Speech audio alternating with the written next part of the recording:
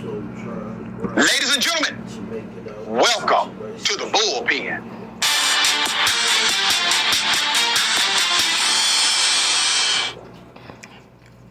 In the bullpen today, we have Ms. Miranda Spent, all right, a policy associate at the Wisconsin Institute for Law and Liberty in Milwaukee. And she earned a BA in political science and economics from Marquette University and pursuing a master's in public administration. Good luck to you in that pursuit. That's a very noble pursuit. All right. Welcome to Indisputable. How are you?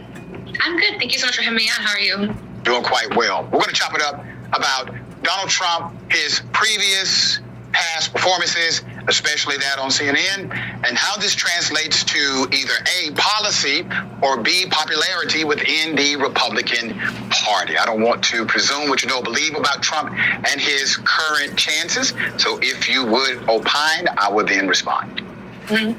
So I think I want to start by saying that I don't want to defend what Donald Trump was saying during the CNN town hall. I don't agree with a lot of the things with the name calling. And I do think it's worth talking about how the backlash that CNN has been getting for even having Trump on the platform. I think that will eventually backfire on what they're trying to do. It seems to be tiptoeing the line of censorship, in my opinion, and I don't think that will go over very well with conservative voters, and I think that might just fan the flames of his popularity even more. Let me ask you a question. When you say it is censorship, what is your definition of censorship? I suppose it would be purposefully trying to filter or suppress certain viewpoints or people's voices. Do you consider Governor Ron DeSantis of Florida banning books in African American studies and banning books that are connected to the story of either Harriet Tubman or even Dr. King? Do you think the banning of those books is the same thing as censorship in your description? Well, my understanding of the situation in Florida is that these aren't necessarily book bans. It's about making sure that the books that are being put in classrooms are appropriate and age appropriate. And I think that that's a noble pursuit. I don't think it's about banning specific stories outright in the way you described it. Are you aware of what books have been banned and what stories they contain? No, not in Florida. All right. I am. So I would encourage you, before you answer the question with such conclusive opinion, that you at least know what is being banned, okay? So let's talk about censorship. Censorship is legal in the context of private industry. I don't have to bring people on my show. I choose to. And if I chose not to, that is not censorship in the context of Constitution. And that's usually how it is offered. For example, it was Donald Trump who filed a lawsuit, ironically, against Twitter and others, saying that they were violating his freedom of speech.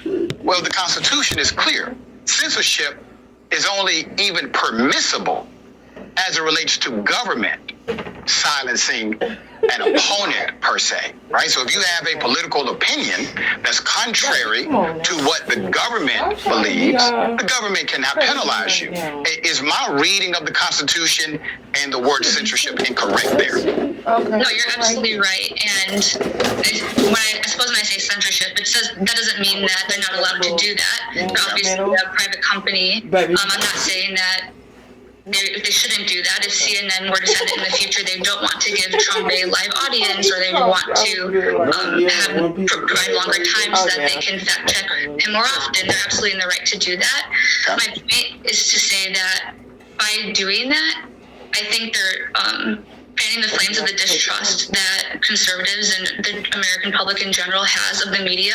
They're allowed to do that, absolutely, but to say that Trump is dangerous, that he shouldn't be given primetime live airtime, that people are going to see that and they're going to think, well, there's a reason they are purposefully trying to filter how I'm seeing this candidate. They're not letting me get the full story the way that I want to know it. And to them, I think, to most people who at least Trump supporters, I think that would only make the situation worse. They're not. Yeah, go ahead. Okay. So I'm going to get to the Trump and violence statement in a minute. Let me first address this.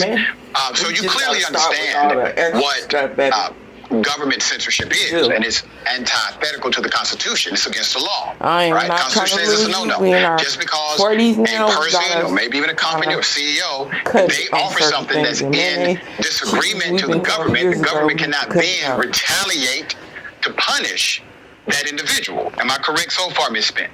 Yes. Okay. Back to Ron DeSantis in Florida.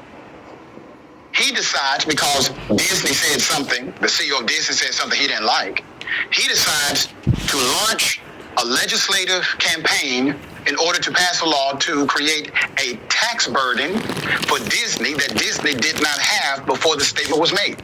And he clearly said during a press conference, it was in direct response to Disney being critical of the policies of DeSantis. Is that not a de facto violation of what the Constitution says should never happen? I think I would agree with you on that.